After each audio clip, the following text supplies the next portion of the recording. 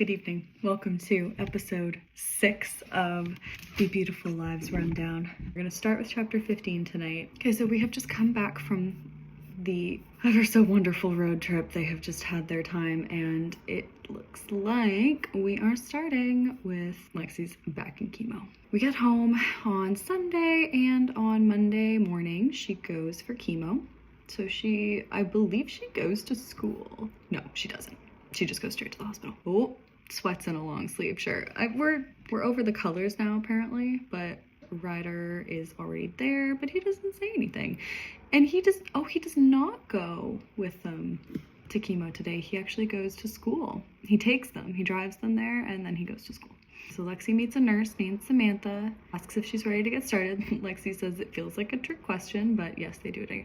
Oh, and they don't have an access port in this one at all. I just had them giving her an IV in the arm, which is not probably something that they would do. I think they would, yeah, I don't think that's normal, but apparently I didn't want to go through. It's funny that the original one was more accurate. I did more research when I was 15, and this one was not as accurate, but I guess I just wanted to skip that scene. Nurse is all excited. "You're all set," she says with a giant smile, and Mom gives Lexi some magazines, and they read celebrity gossip, and that is it for chemo. So Ryder then comes to get them, and he helps her. Mom's just carrying all the bags, and Ryder's the one helping Lexi, because apparently I knew the formula even back then, right? I knew that it was going to always be Ryder was the one helping her out, and we are, I believe, about to go into well, we'll get there. There's no radiation in this one, but that's because there isn't time. This is happening in end of February, beginning of March, and she only makes it till June.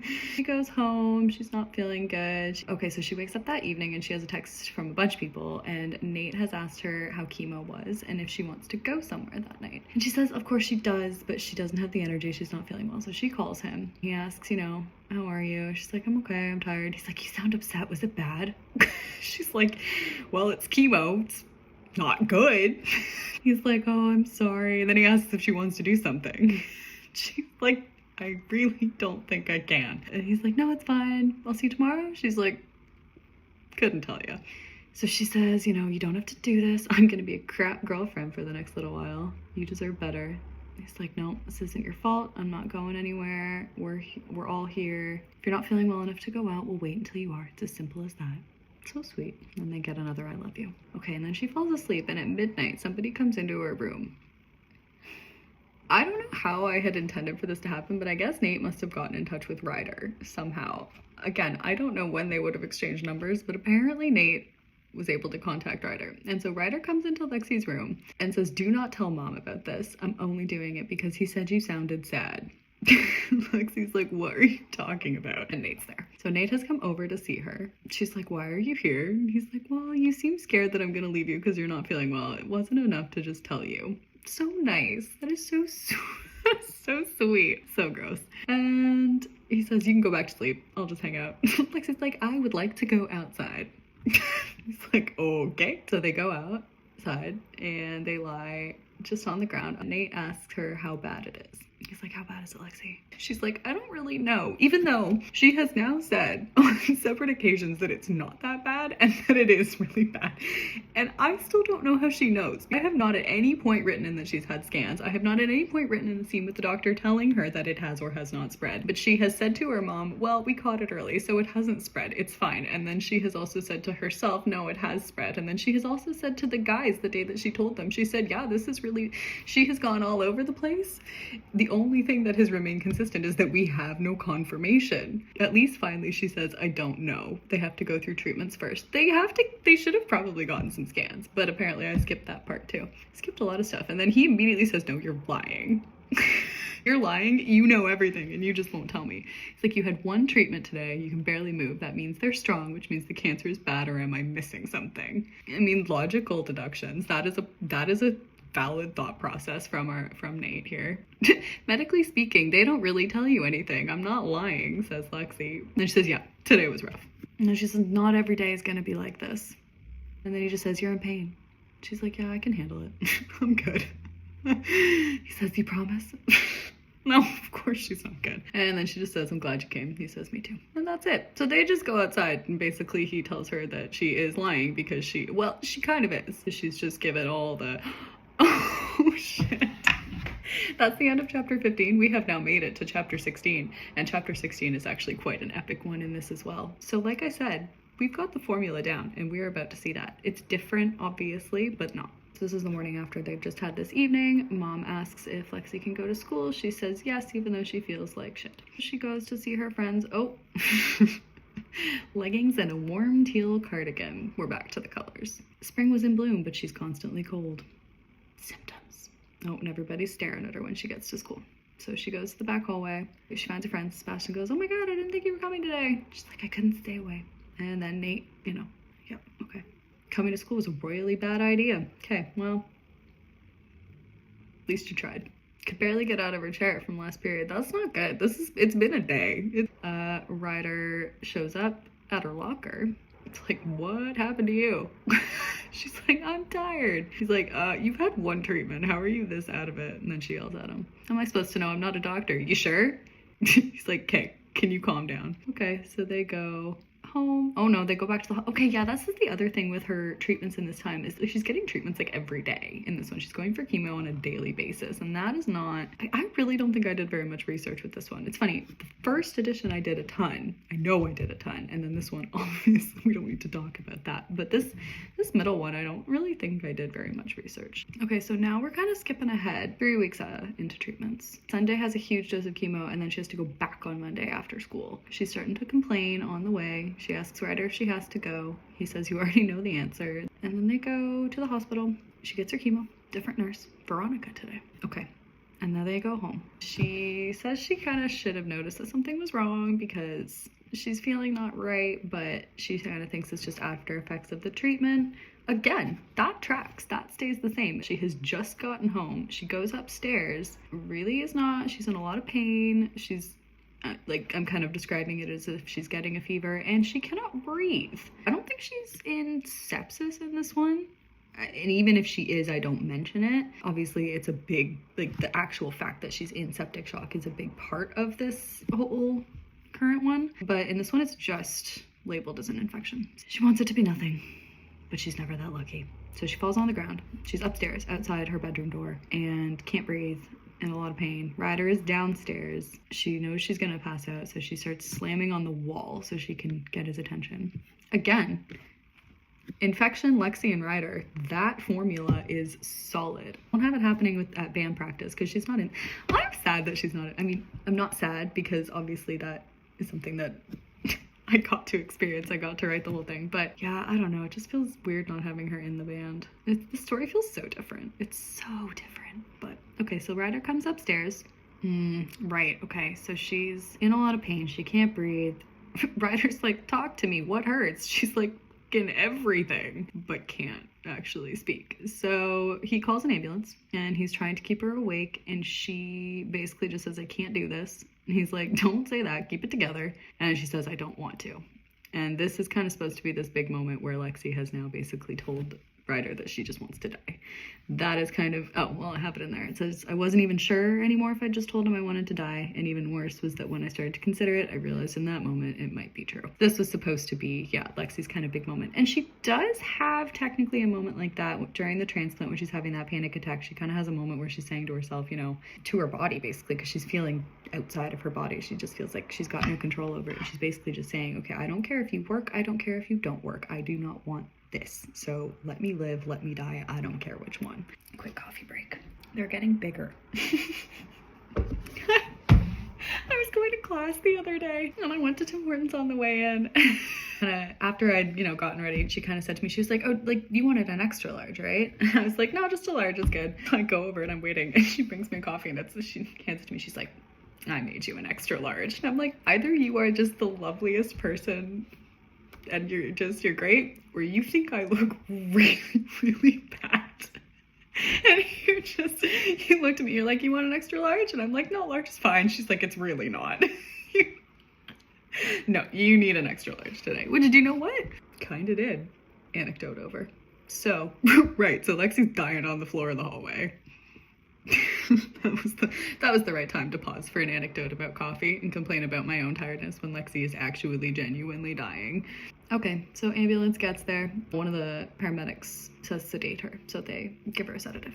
And she passed out. Okay, so we wake up. I think it's been a few days now, maybe 3 days. She wakes up, doesn't open her eyes, but she knows that she's in the hospital because she can feel wires.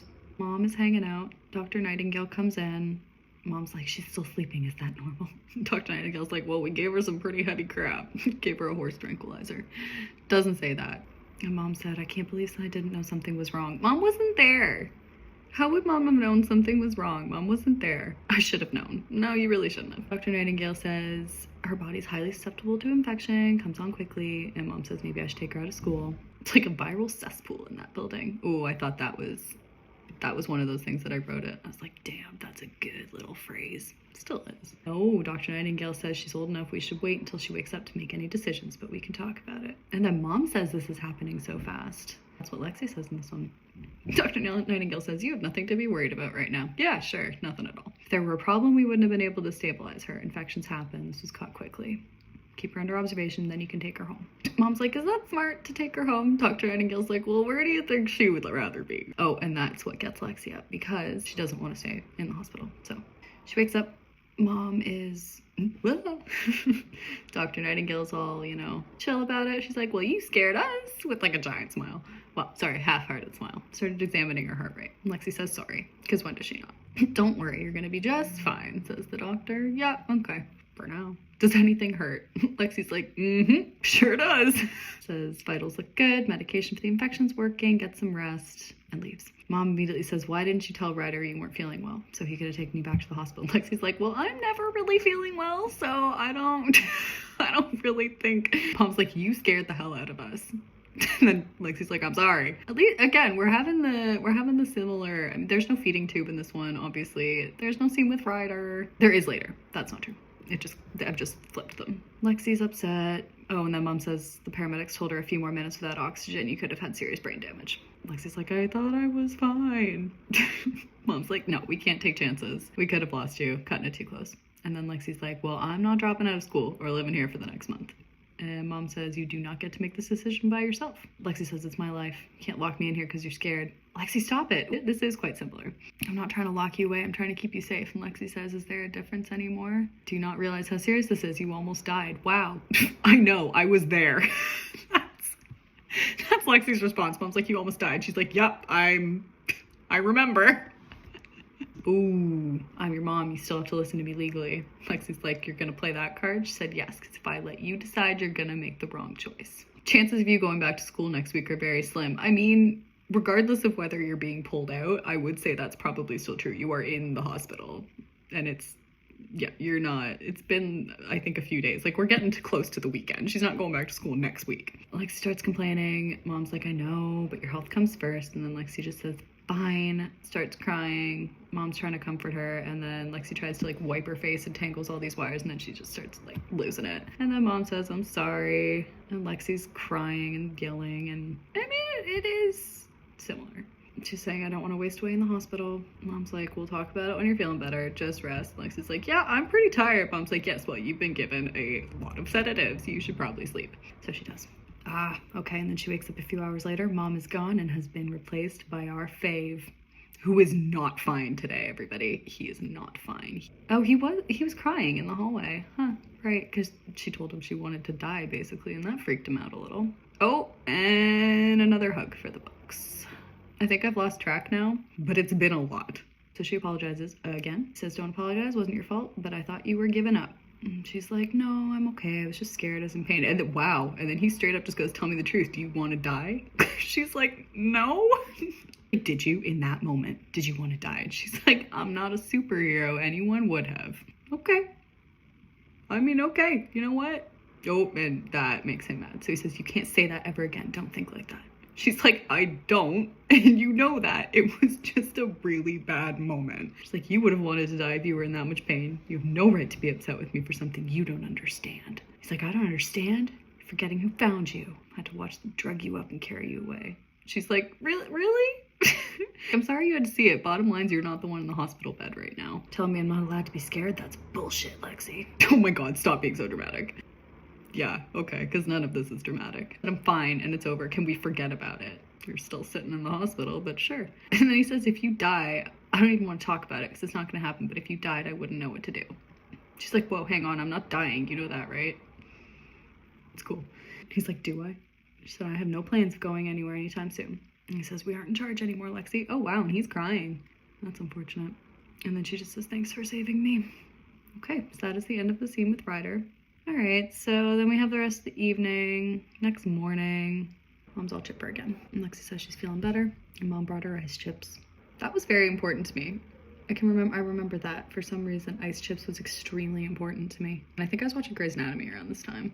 Mom explains everything that happened. Infection, 3 days sedated, antibiotics. Now labs are okay. She's awake. And they can decide what's happening going forward. So immediately she asks if she has to stay. Mom says she's been talking to the doctor, but it's an option. Oh, she's had scans finally. Okay, so it started in her bone marrow as a child, and it spread to her lymph nodes. They did a dissection to remove the growths. I'm assuming that was a childhood thing, because they didn't do that here. So that was, I think she meant.